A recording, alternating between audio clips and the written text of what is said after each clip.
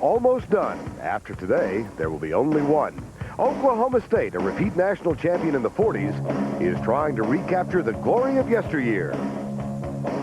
UMass has no Final Four history, only an all-or-nothing, refuse-to-lose attitude. Let's not talk football, people. Let's talk hoop.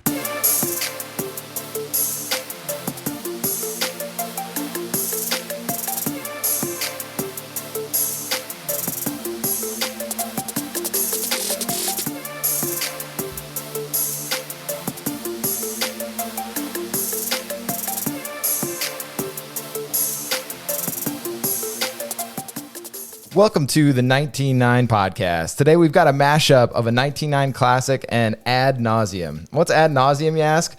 It's a podcast hosted by today's guest, Scott Shaffer. Scott is a sports apparel designer who has worked for Gear for Sports, Retro Brand, and BreakingT, as well as his own companies, Flyover and Gym Dandy. He's also the host of said podcast, Ad Nauseum, which reviews and talks shit on commercials. Oh, and he does this stand-up comedy, but we're in a pandemic, so let's not act like he's making any money off of that.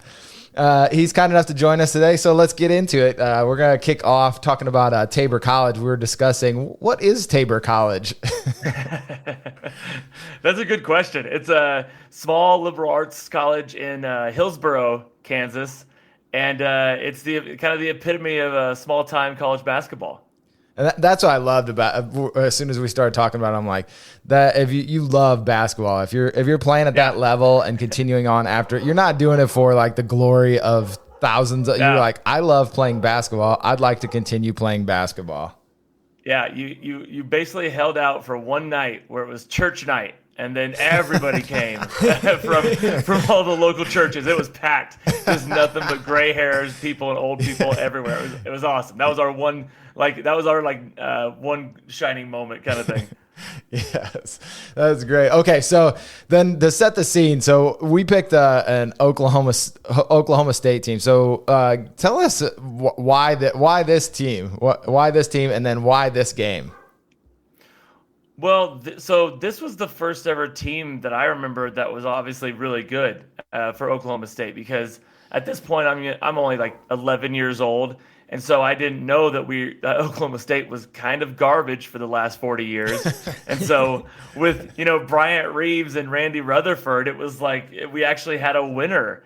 And I actually was at the game that we're going to talk about. Awesome. So yeah, it was nice it was like, and plus, like, I hate to sound like a hayseed, but like I'm from a town of like 900 people. And so going to East Rutherford, New Jersey to where the Nets played was insane to me. It was so big. It was so like, it was a glamorous world that I had no idea that actually existed.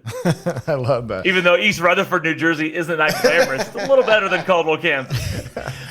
Yeah, that had to be a crazy experience at 11, especially if you were huge into basketball. Like, it would just blown my mind. Yeah. Well, we connected with you through Paul Shirley, and you did the cover for his book. So whose small town was bigger, though? Because he's from a hayseed town as well, right? Technically, mine is bigger. Yes. But where he's from is like 400 people. But he went to high school in a town that's like 1,100 to 1,200. So it kind of goes either way. That's a deep argument right there. I know. I always play this game with people because they, when I've lived in Los Angeles, I've lived in Kansas City, I've lived in a lot of bigger places, and you tell them they're from a small town, and they're like, "Oh yeah, like what, 40,000 people?" And I'm like, "No." They're like, "Well, how many people did you graduate with?" I'm like, "I graduated with 29," and then I usually shut them up at that point. Like that usually wins the argument, That's incredible. As people from small towns, a 20,000 person in my small town. Robert was a little bit smaller. Yeah, I mean, we only had 90 was our graduating Oh, look at that. class, Three times the size. I know. How did you even field a team for basketball? We just asked dudes to come out. There was no try. I've never went through a tryout in my life in a small town. We wanted bodies. Did you get a 50-year of eligibility?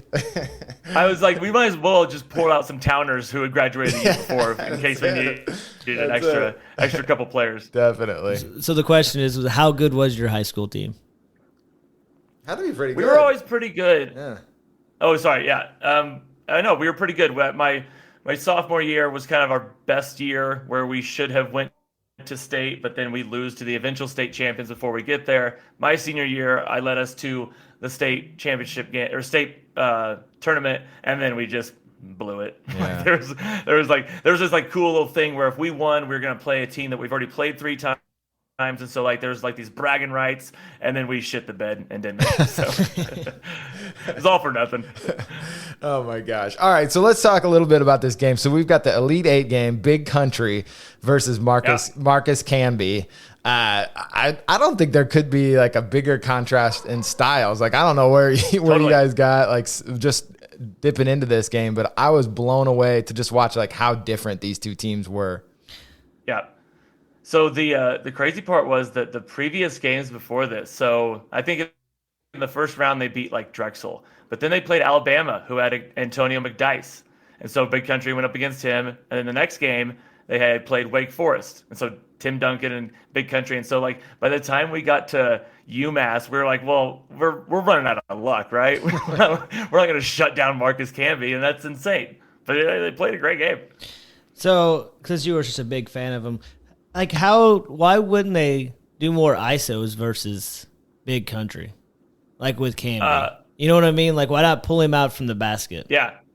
I don't know about pulling out from the basket, but there was a handful of times where they kept trying to give him the ball and just like a one-on-one at the block, and people forget how quick Big Country was. He was pretty agile. Yeah. And so like Marcus Camby was giving up 40, 45, 50 pounds. A lot. That's generous. He was like Big Country was big. Like he's not just tall. He was a man. Thick. And like Marcus Camby, for as athletic and quick as he was so much smaller. Yeah, I couldn't. So I couldn't figure out why they didn't put him in pick and roll, or just pull Big Country away from the basket. And Marcus Camby, like dripping wet, had to have been like barely 200 pounds. Like, he has one of those like oversized T-shirts on. I'm like, that dude is so skinny. And I mean, Country had to be 300. His chest ever started. Probably, yeah. I think. What do you think? What was Bryant Reeves listed as? Do we think 300 at that time? He had to be close. I think to he was just under it. I want to say like 285. Yeah, you never put 300. Actually, it's like Zion. No. He's listed at like 250. Like okay. I seen him in live, and he is thick. He's bigger. Zion than is very thick. thick. Exactly. All right, Lou Rowe. I loved it. Yeah. Just had to shout him out. Love that. And then I totally forgot about him. I know. He was so good. So good. Like a random like UMass guy that I was like, oh man. And I was gonna ask you guys about injuries. Like, when you're watching like an old game and you hear like Padilla was injured in this, it's like in the moment I always discount how much that kind of stuff plays into the outcome of a game, because that guy, he's awesome the next year when UMass makes their run, and he's just out. He's got like a weird arch thing or something like that. Yeah, I believe that it would have made a difference. Because Kellogg played decent, but Yeah. I think he just gives he was better at threes, right? Edgar was. Yeah. And I think that might have opened some things up. And plus they ran out of bodies, and I didn't realize how Oklahoma was so defensively, they were so aggressive. Mm-hmm. That's why I think it would like help an Eddie Sutton trait for sure. Yeah, I didn't watch much Oklahoma State. He's a really good coach. Like he's one of those guys too, and he's got that Henry Iba connection. Who went? I don't know if you've seen it yet, but there is a documentary that they just did where the Hoosiers went over to like China and did like an Asian trip in 1984, and one of the reporters took a camcorder along and recorded all of it. And randomly, like Knight is friends with Iba, so he's like at the end of his life, but he brings him on this trip as like a conciliary, just like to talk hoops basically with Knight, on the thing, which would have been pretty cool to be on a fly on the wall for those two. The other thing with Edgar was I felt like a big part of this game where it really switched over was when Camby got his third foul. And that would have gave him another score on the floor. I thought that really affected them in the second half. And it always gets me in these big games, how they call these fouls. And you scratch your head. You're like, how are you going to take the best? At that time, Camby was thought to be one of the best players, if not the best player in the nation. So how are you going to take him out on ticky-tack fouls? Yeah. It just changed the game. There was a lot of that ticky-tack stuff early on. Yeah, and Big Country's a big dude. And back then they played hard. Like they didn't call everything like they do now. Where it just blows my mind when they do that. We've talked about it before, Aaron. Like it just blows us away when they do that. Yeah. Okay, so you talked about go ahead. No, you go because I got one other thing that I want to ask both of you. So you go with your point on that. I was just gonna say the Keontae Roberts fouling out at the very beginning of the second half was when I was like, oh, we're doomed. We are so doomed. That was losing Padilla. That was our Padilla loss. Like that was our injury. I was like, I thought we were toast because he was such a good player, and he probably should have been starting, but yeah, to miss him sucked. Yeah. Was he? Like I said, I watched him in the game, but was he just like the energizer guy for the team? Totally. Freshman. Yeah. He just like how some of those freshmen come in, they're super athletic and they almost don't know any better, and so they just kind of have games where they just light it up. He was one of those dudes. He could play defense, he could play offense and score. And then when we didn't have him for the next 18 minutes, the last 18 minutes of the game, it was pretty dicey. He was a little like ahead of his time, even like had a little versatility for a wing guy. He like brought it up, broke the pressure a couple times. He was an interesting player. Yeah. The other player I was going to ask you about, since you watch the team so much, the Randy guy, Randy Rutherford, is that his name? Yeah. Like, was he just like either lights out, or was he just one of them guys? If he's hitting, he's amazing. If he's not, you need to get him off the floor. See, I feel like he was. Maybe I'm just being nice, but I feel like overall he was very consistent because like in this game he is just let it fly, and so I remember.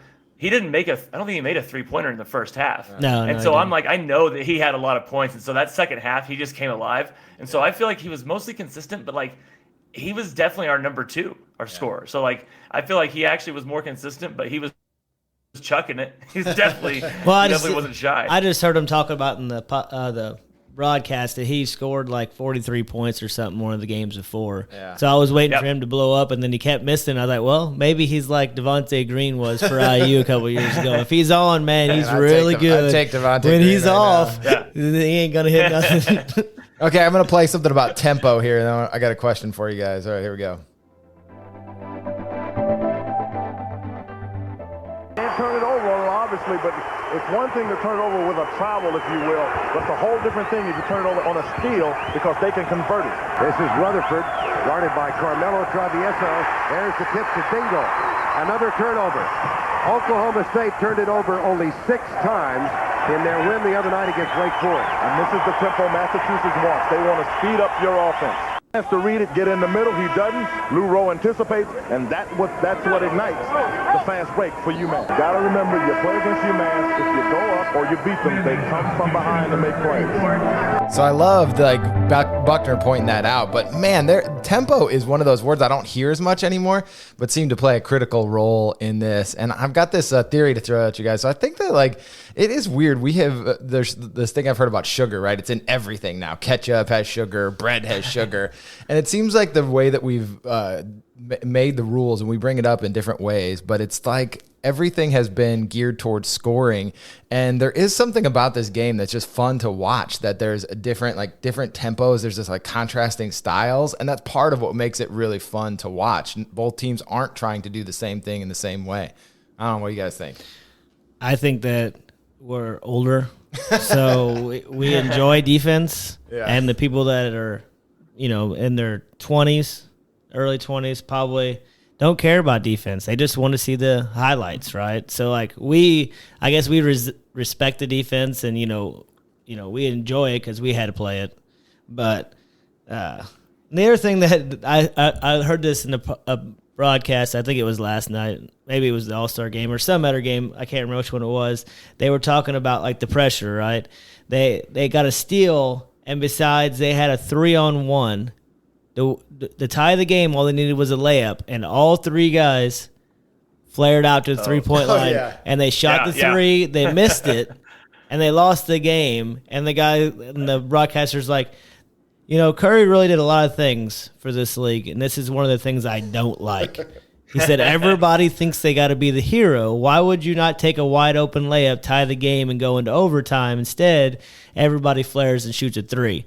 You would have shot that 3. I would have shot it. Not in high school. In high school, I would have went for the layup because if I shot that 3 and missed it, I'd probably get benched the next game, right? Like, I'm running valleys for like. Scott, are you letting it fly or what? Are you cutting to the basket? I'm letting it fly. I like to show off. I want to shoot it from deep. No, I like to show off too. I'm talking about in high school. Like if I'm on the court and we need 3 points to win, you better believe I'm shooting 5 foot behind the line. Yeah. But I'm doing 1A basketball, so we have like 3 guys who can dribble on the entire team. So I can kind of do whatever I want. You're not sitting me. It doesn't matter. Yeah. I forgot there's 29 kids in. Yeah.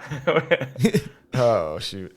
All right, let's talk a little design corner. Anybody got things they liked about the designs in this? I know we got the UMass stuff. I love the like shooting shirts and the color blocking on those. Hopefully, we're gonna get the quarter zips coming sometime. That will kind of mock up those, so it'd be pretty neat to see those in the wild. And then I think I had the Air Max shoes that some of these guys have on. But anybody else see anything? I saw the Mark Jackson double armband thing, armband. And as a big Pacer fan, I remember that, and I was like, "Oh, that was classic." Yeah. So I like that too. That was one thing that I saw. Andre Owens, right? Yeah, Andre Owens. I love that there's just the total contrast between the 2 jerseys. I mean, like Oklahoma State's going with the arch and then the number and then the state flat underneath it. And then UMass has this cool U with a different mass next to it. Like they looked so much more hip than we looked. Oh, yeah. Like we looked like jerseys that Big Country would wear. And they were looking like cool jerseys that cool kids like Monroe would wear. It was more like their jersey for Oklahoma State was more like almost like what a lot of teams had back then, right? Where UMass was going it was standard. out there like, we don't care what everybody else is doing. We're going to do something else and stand out. And it's probably a recruiting thing, right? It probably was. How old's Calipari in this game? He's young. So much was he like 27? Or I mean, he's really young. Not that young. He's probably like 30 though. He legit. Yeah, he does. Well, compared to Eddie Sutton, he looks like a skeleton. Sutton, he does look really old. Yeah. And I love he looked like that probably the first year he was at Oklahoma State though too. Yeah. He's one of those guys that look the same. He had that old man look like back in the day where they didn't even cut their hair. They just let the hair go over their ears because they were like, I'm not paying for a haircut yet. It hasn't been 2 months. Oh my gosh, for sure. All right, you ready for the first commercial here? I'm gonna hit the audio, and then we'll let you kind of intro this style. I'm excited about this. Here we go. Yeah, which one is it? This is the Visa commercial. Okay. All right. Can you take him for a minute? Sure. Thanks. You sure this is the one you want? Yeah. Hey, he's adorable. You like him more than all the others? Yeah. We'll take him. And you're gonna walk him? I promise. All right. Oh, I'm sorry. We don't accept that card. Oh, but it's all we have. I'm sorry. There you are. There he is. We'll take him. Used more often than any other card in the world. Visa. Come on, Elmo. Elmo? It's the only card you need. I gotta say one thing before you go. I did not realize the voice from watching it earlier. That voice is just creepy, man. I did not realize what was going on there until you play it that way. Go ahead. Go ahead there. Oh no! So my favorite part about seeing this commercial is, so if you didn't see it, basically this kid wants this puppy, right? And the parents are like, "Are you sure?" And he's like, yes, God damn it. How many times did I say? But then, so they take it back into the front area where then another couple sees it. They just pounce on it, try and buy it, but they don't have a Visa card. So they're denied. But then ultimately, the kid who was supposed to get it somehow ends up with it. And so I'm just like, how do you run your business? That store with dogs? Like, how do you go from one kid to just taking it willy-nilly up to the front, and then someone else gets it? Like like fucking write up a ticket for it, put it in the back, and that kid's gonna get it. Like he almost went home crying, like because he didn't get. And also, why are you just turning business away? Like learn to take other credit cards. Like you're losing out on half the economy. This isn't the 1970s. This is like 1995. Right. Like come on, what's happening? We were talking about this earlier. We were like, okay, first of all, back then, I mean, the second couple was older, so they would have had cash, or they would have had check. Yeah. Like most people older did not have a credit card. Yeah, they probably didn't believe in it. Yeah. No. Yeah, so they're paying. And they're doing like the carbon copy thing with the machine, 100%. And it's just It was just wild. Also, I don't know why the commercial thought that it needed the 2 go-arounds with asking a child if he wants a dog. 100% they want the freaking dog. Are you going to take care of it? The classic. The second time that you ask him, is he just be like, you know what? I'm good. Thanks for asking me twice, guys. I'm actually out now. Okay, so I got a question for you guys. Would this get Visa canceled now? Because I feel like old people stealing a puppy from a child, that everyone's just out on Visa. I would say get him sued. I would say that I wouldn't say maybe Visa wouldn't get sued, but I would say that store company's definitely getting sued for ruining that boy's life. That's ageism right there. You should have let those old people have what they wanted. It might be the other way around. Maybe the old people, they're discriminating. Oh, maybe. The old people, yeah. Yeah, they're like, well, sorry, we had MasterCard. That's right. We don't believe in Visa. Oh, my God. We're a Discover family. We don't know how to Exactly. It's the card that pays you back. Discover, we're available for sponsorship. That's awesome. Oh, my gosh. All right. It's funny that you said that you're available for sponsorship, because I joke about how my podcast is the most unsponsorable podcast ever. Yeah, exactly. No one's, unless they like, I mean, I can be bought, but like they're gonna be like, hey, don't talk trash on our commercials. I'm like, okay. Don't worry, MeUndies is coming for you. You aren't making fun of you aren't making fun of podcast commercials yet, so you need the podcast sponsors in on it. All right, let's talk a little big picture context. So this is just like anything, kind of what sets this game apart. So I had Henry Iba in here, so I already scooped that one. But this is Oklahoma's first Final Four since 1945. So like you said, that was a long ways. And then I had Keontae Roberts. This is where I slotted him in because he really impressed me. I was just like, wings with skills. This seemed like was a standout at the time because I didn't see the other wings moving like him. What other like big things stood out to you guys if you had any? I mean, we talked about it a little bit earlier, just the pressure defense for me from Oklahoma State. I said I didn't watch them very much, to be honest. But they were a lot like UMass as far as the pressure goes, and I didn't know that before the game. So, Sutton, like you guys mentioned, total Henry Iba, Bobby Knight disciple. Because like Bobby Knight, I forgot how much he loved Henry Iba. Mm-hmm. And so I remember we would go to Oklahoma State basketball camps, and we did not practice zone. He didn't play zone. And so unless you could play defense, you weren't going to get on the court. That was Indiana. Yeah, I tell you what. You already said that was Indiana. I'll tell you a story. It really pissed me off. So that's what we always played, right? Nobody ever played zone in Indiana. Like it was, if you couldn't play man-to-man defense, you didn't deserve to play. So like it was a couple years after I graduated, probably like 3 or 4. So I go to I think we were in regional. Or my old team was in regional. So I go. They're playing zone, and I was just so pissed. And then they didn't box out. And we have like in our school, like when I graduated, our tallest guy was like 6'2", and he played the post, So it wasn't like there's huge guys, right? So this team has 6'5" guys that are athletic, and they can't get a rebound because they don't know what a box out is.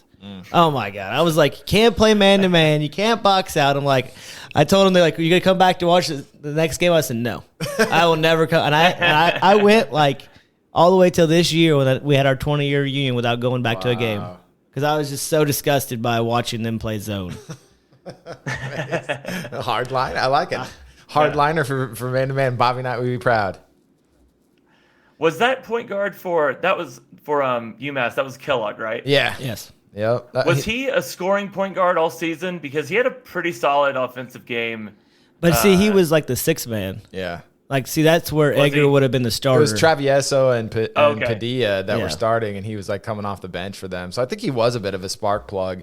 But he was a senior, and then he moves on after this year. But he played well in this game. Like he was. Yeah, he played really well, and I was just there was like a little contrast because between him and Andre Owens was not like a scoring point guard, and so it was. I like a scoring point guard, and so like I was like you said, I was very impressed with Kellogg's game that game. Now Travieso, he actually we did a podcast. What was it, the '96 season, and he averaged, what was it? You remember, like 5 threes a game? Yeah, something ridiculous. I mean, it was something ridiculous for 96, and I didn't. And he shot like 40%. Yeah, like he was actually really good. Light it up. Yeah. So, all right, this next category is called Can't Let It Go. So it's just something that you have been thinking about, or the game brought up, or in the research of the game. So mine, long tale of history. So it's a little lazy because it's from Wikipedia, but Henry Iba ended up being responsible, partially, indirectly, for $165 million donation because he helped T. Boone Pickett's, a graduate of OSU. Yeah, he kind of had helped him get a job, or asked Iba for help, and he went and helped him set him up with some interviews. So what a weird, you just never know. Like, I think that's a thing, like, to help people out when you can. And wow, that's certainly a come around right there for old Iba. Yeah. Not that he didn't do enough already. T-Boone loved Oklahoma State. He put his name on everything once he started donating. Hey, you got that kind of money, you can get your name on whatever. You're dropping 100%. That kind of. That's a lot of money. We're available for sponsorships. Exactly. There's a certain point where they're trying to build this whole new kind of sports complex practice facility area to be like state of the art. And he came in with so much money that they had to bulldoze like 6 blocks worth of residential area, and the rest of us were like, "Hey, we don't give a shit. we need some new facilities. Let's make this happen. Buy their house. It's not my house. I don't care." I got one for you, Scott. Do you think that the big country would be able to play in today's college basketball and be as dominant? In today's college basketball? Yes. I think so. I mean, he was, like I said, he was agile. He had some of the best hands of any big man that size. And I feel like he just had a lot more touch and a lot more athleticism than people give him credit for. And so college basketball, yeah. NBA, I have really no idea because it's such a, like we talked about, everyone's flaring out for 3-pointers on fast breaks. You think he's a 4-year college player then? Yeah, I think so. Because he could shoot. He could shoot. Like he mid-range. The tournament, like free throws, he was like 90-some%. I was like astounded. Yeah, that's what they said. He shot normally 70 though. Yeah, but for the tournament, still, like he was on fire. He was on fire, and I just think like that's enough to play in college for sure. Look at he played in the NBA for how many years? He probably played for us the other night. He's better. He's as good as that guy. I didn't watch it. Edie, I told you to night off. He's on Purdue now. The giant, he's like a sort of like in the same mold, like 7'4", not very mobile. Yeah, but just a big country was 7'1", right? He is, but he was and a lot more talent. He had a lot more talent. Yeah, a lot more talent. Yeah. So why does Purdue always have the nearly 8-foot guy? I don't know. They're really good at getting them. I don't know where, it's like why doesn't Rocky? My team have them? Apparently, is what I should be asking. I think they watched Rocky and they really want the Russian guy, so they look for all these big dudes. They do. And they put them on the machines and. I mean, since we hate Purdue, it's he's probably on roids too. Yeah, exactly. Oh, definitely. As IU fans, since we hate Purdue, it's perfect because nothing is easier to hate than a giant, awkward white guy. Drago looking. Exactly. Hey, this guy's a lot better than what was the last Horns? The guy that kept flicking his hair every time he ran on the floor. My god, it was just it was too much. Too much. It was too much. All right, we got the second commercial. This is the Sunfire commercial. Here's the audio for this one. Look at that new Pontiac Sunfire. Now, if you take yours flying to some other planet, the standard 5-speed and fuel-injected engine will make those light years just kind of zip by. Speaking of the all-new Pontiac Sunfire, do you know how much extra the dual airbags and anti-lock brakes will cost you? That's right. 0. Nothing. The Big O. Finally, a real set of wheels you can really afford. I don't even know where to go with this. Yeah, I watched it 5 times, and I tried to come up with something that I mean, it was just bad. It was bad because okay, it's the Hollywood sign. I get that the O falls over, but then they call it a 0. As a typographer, I take. That's what I thought. I was it's 2 different things. It's not a number.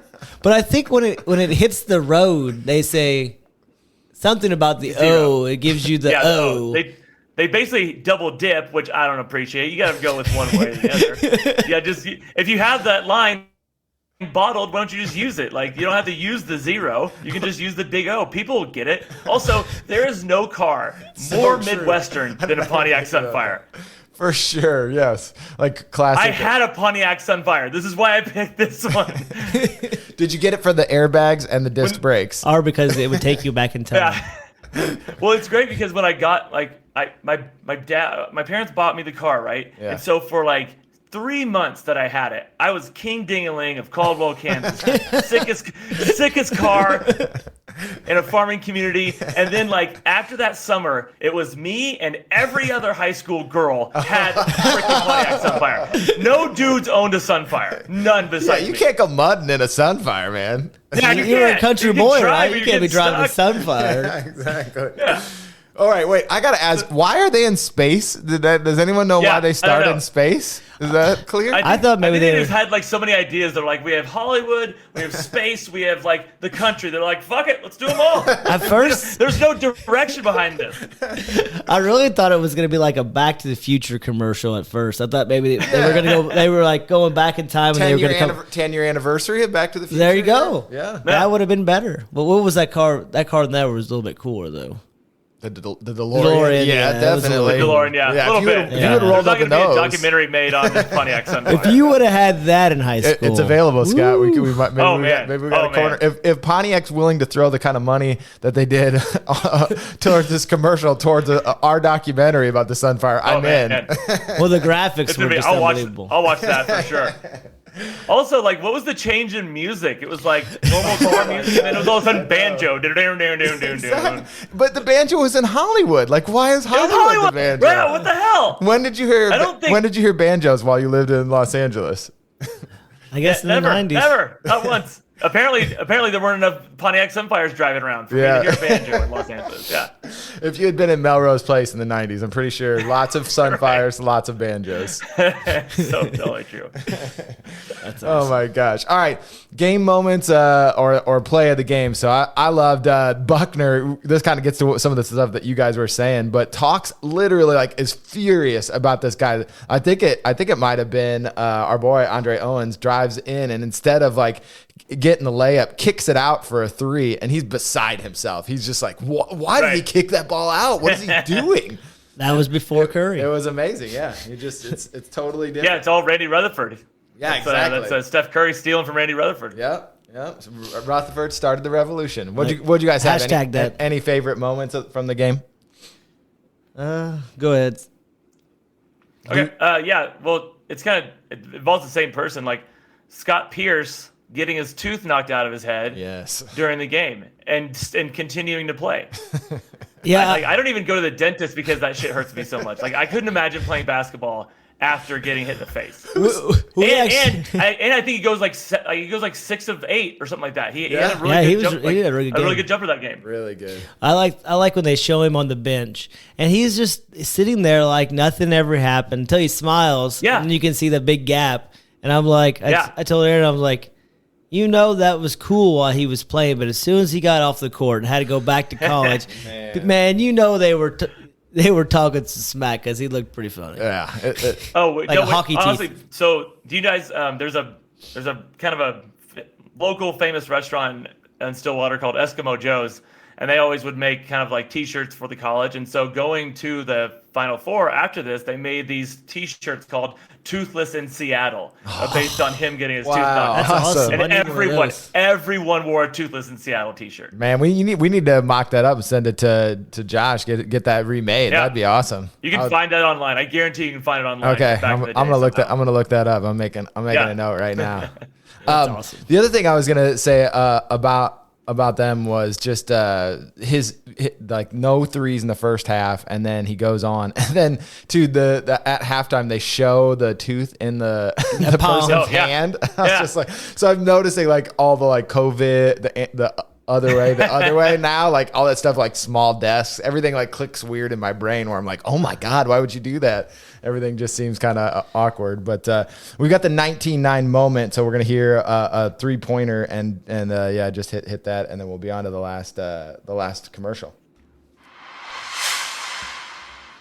Pro line is 23 feet 4 inches. The college line is 19.9, 19 feet 9 inches. Here's big game.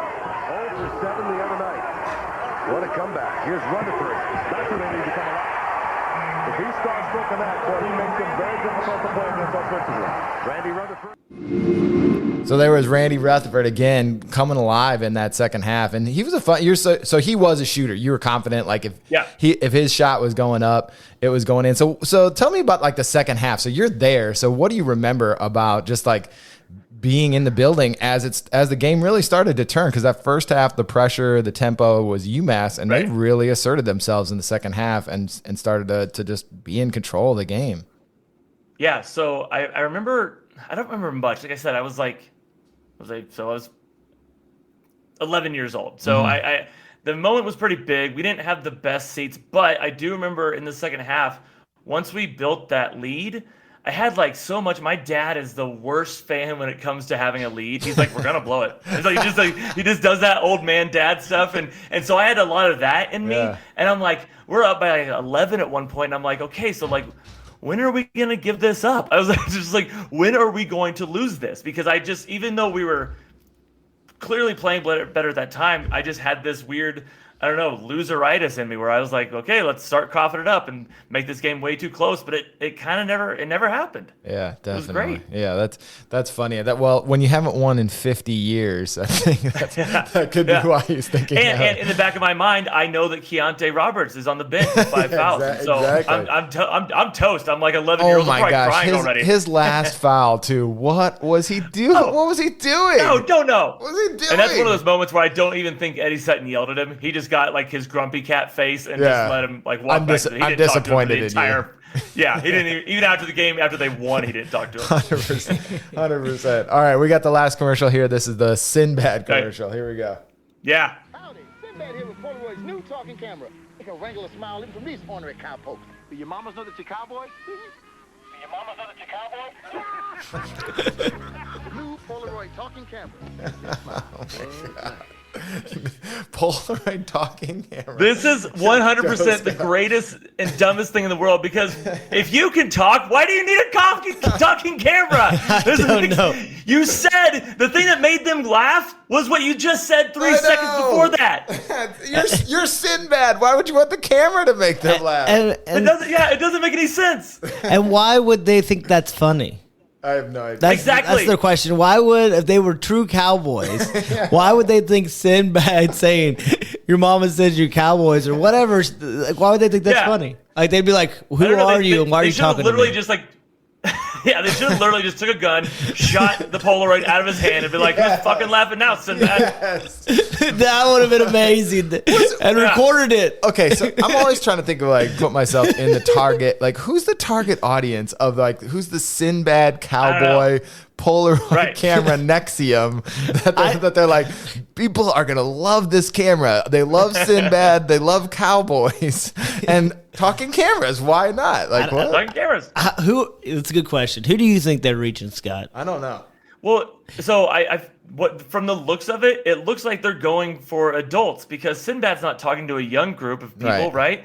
But also that is such a novelty item that it's made for dumb 13-year-olds. Yeah. It's made for idiots like me in 1995. Exactly. It is. Yeah. Because I wasn't rubbing brain cells together when I was 11. I was just like, it's a camera that talks. Why wouldn't I want it? That's insane.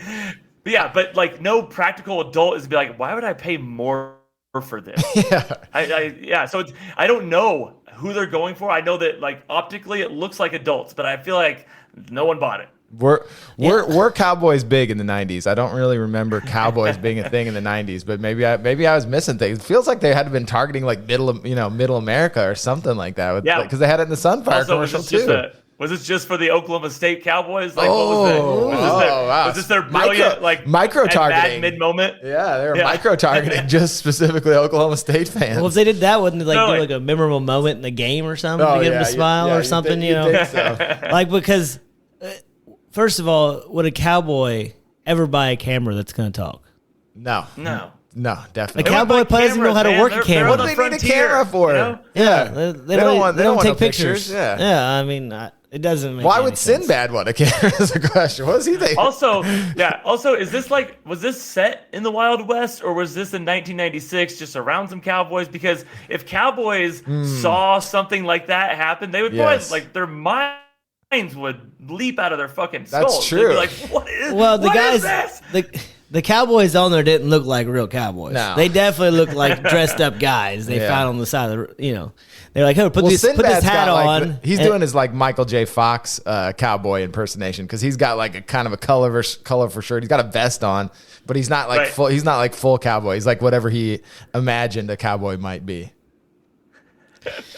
No, it's totally true. He doesn't look the part at all. I'm looking at it again. Yeah. At the roughneck ranch. Yes. Nothing about him looks roughneck. It's like a 10-gallon dumb guy cowboy hat. They get that in the shot though, definitely the roughneck ranch to make sure we know. That's how you know it's real. Yeah, there's a real cowboy. Maybe is it a durability thing where you're like a Polaroid can go anywhere, like you could take it anywhere with but they didn't say that on the roughneck ranch. I know they're implying it though. This is galaxy brain right here. It was just all about the recording. It really wasn't even about the Polaroid. It was just about the fact that you can record. I can't even hear like trying to think, and I cannot come up with anything. I can't even sell you guys on it now, like by looking for extra angles. You guys are still like, no, I'm still out. No, that doesn't. It's just it doesn't matter. Polaroid's even more of a novelty now than it was then, and still no. I mean, I feel like we couldn't even get it into like Urban Outfitters now. They'd be like, no, we'll take a pass. And I love novelty dumb shit. I know.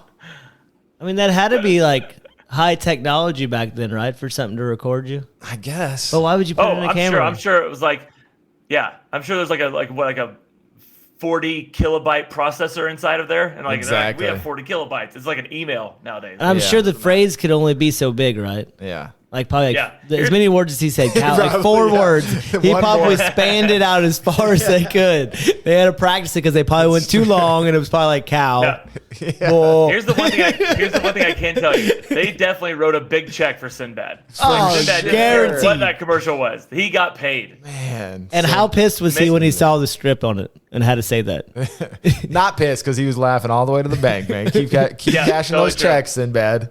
Definitely. I will. We're available for Polaroid if you guys are going to bring this back for Urban Outfitters. What do you remember about? So they go on as we're wrapping up. They go on then to the Final Four. What do you remember about that Final Four team, or just thinking back as a Oklahoma State fan? And then how are you feeling about this year's team? I want to talk a little bit because they're relevant this year. Fun as hell. So what I remember, obviously, I didn't get to go to the Final Four. But I just remember, being there. I knew who Ed O'Bannon was. Mm-hmm. I didn't necessarily know who George Zedek was. And so I'm like, well, if Big Country's already handled McDyess, Tim Duncan, and Marcus Camby, who's this guy? And he kind of like George Zedek had a hell of a game. He played such good defense on Big Country. Yeah. And I think that was because he had the girth to like go against Big Country. But it just wasn't a good game, and we were never in it, unfortunately. Yeah. They were the O'Bannons. That probably was their year. I don't know that anybody was. That was their year. They were deep as hell too. Yeah. Like we literally had like a 6th and 7th man, and then maybe if Big Country like lost a contact, then we'd have another big guy come in for a little bit. Like they were pulling dudes off the bench that were really really good. For sure. What about this year's team? How you feeling going into the tournament? I'm feeling a lot better now because, like, at the beginning of the year, it was a whole new class. So with Cade Cunningham, who looks unbelievable, Rondell Walker, he's so good, and he's so talented, but like they just really weren't clicking yet. But then once they actually kind of got a starting 5 set, and then like I like Cade Cunningham being our point guard, and I like Isaac Likely being our 2 because that dude does not need the ball. He needs to like penetrate. He's like this bulldog of a person who's just so much stronger than other guards. And while we don't have a big, we have a lot of basically skinny, tall dudes who are athletic as hell. Yeah, definitely. I mean, I think you guys should. I'd be excited with Cunningham. We could be a problem. You can make a run, right? Like if you got a guy that good. Make a run. Yeah. Let's be honest. We'll just be excited by you made the tournament. Well, they're not making the tournament.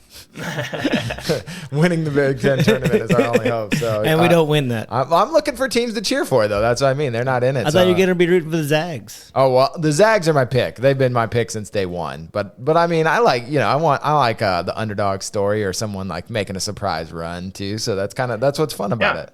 Like that's where the definitely. storylines develop, and it'd be cool to see, Cunningham make a run even like to the Elite Eight and go up against one of those like 1 seeds and see if he could knock them off. Because I love seeing like that type of stuff. We didn't get some of the big matchups between the top prospects. So to see like Suggs versus Cunningham, I think would be pretty sweet too.